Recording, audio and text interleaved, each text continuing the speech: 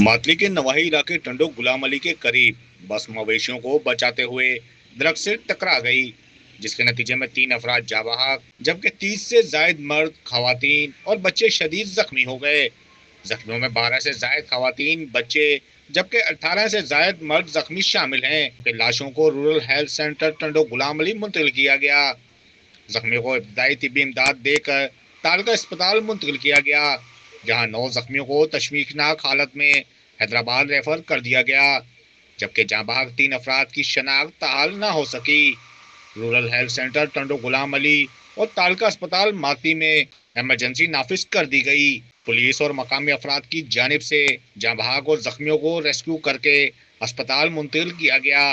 Tando Ghulam Ali police station के SHO Ayaz भट्टी ने रब्ता करने पर बताया कि वाक़ये की तहकीकात कर रहे हैं।